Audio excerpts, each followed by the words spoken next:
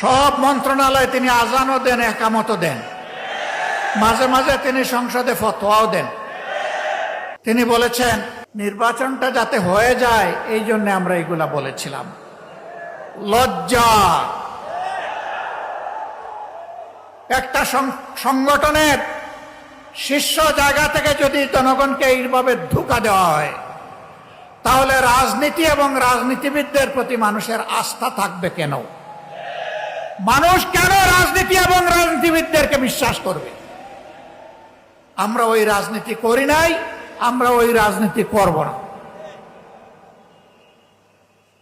আমরা সংসদে নোটিশ দিয়ে ৬৮ বিধিতে আলোচনা করেছিলাম, গণভোট যেন হারিয়ে না যায়, গণভোটকে যেন সম্মান দেখানো হয়।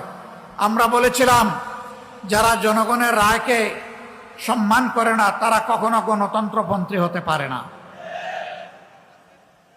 গণতন্ত্রের দাবি হচ্ছে বেশিরভাগের রায়কে সম্মান করা।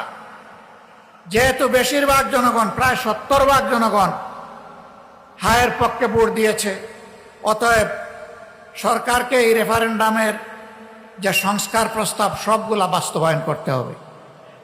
তারাও বলেছিলেন ভোটের আগে জনগণ যদি হায়ের পক্ষে রায় দেয় তাহলে যেই সরকার গঠন করুক আমরা এই জনরায় পরিপূর্ণ করতে মানতে আমরা বাধ্য থাকব।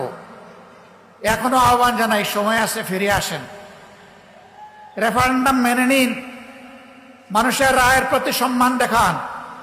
নইলে মনে রাখবেন, মানুষের রায়কে উপেক্ষা অগ্রাহ্য করে জোর করে যদি শাসন ব্যবস্থা চালাতে চান, এই জনগণ আপনাদের সামনে হিমালয় পর্বত হয়ে দাঁড়িয়ে যাবে।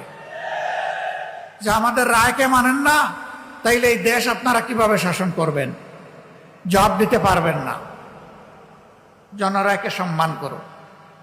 সম্মানিত ভাই এবং বন্ধুগণ,